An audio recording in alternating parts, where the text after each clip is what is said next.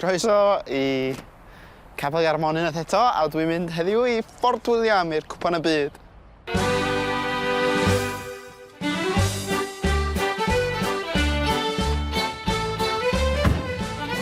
Hon yw'r unig gwpan y byd sy'n cael ei chynnal ym Mhrydain.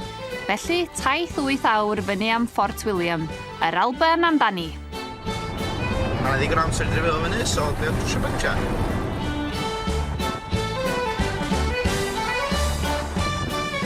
Yn gyntaf, rhaid dod o hyd i'r twll. Glud mwyn gosod y patch.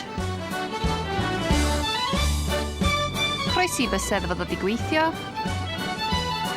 Gosod y tiwb nôl yn y teiar. Syml.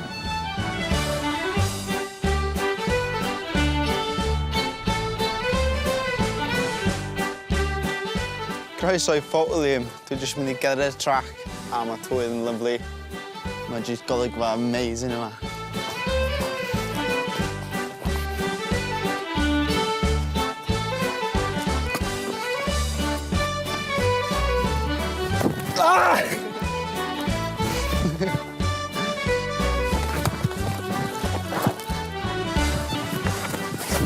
No.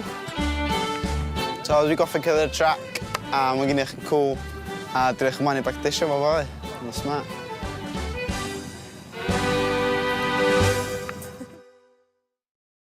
Mae'n bore ras bore yma. Dwi eisiau gwneud bach o crunch. Ond qualifying sydd yma'r ras fory. Ac dwi wedi bod yn struggle efo qualifying o boen, so dwi really just mynd I gymryd yn easy a just trynu run really heb fatha crasho a stwff fel ac dwi wedi allan bol a crasho braidd a sy'n 81 yma blwyddyn dwytha, so ti'n gael dod yn 80 I qualifio, so gweithio cael un safon well blwyddyn nhw. Bydd Ems yn rasio lawr un o draciau hiraf ac anoddau cyfres cwpanau'r byd, sy'n sialens I hyd yn oed y beicwyr mwyaf profiadol.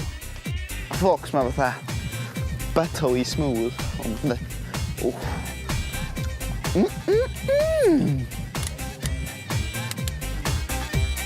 Tybed sydd hwyl geith Ems yn ei ras fawr.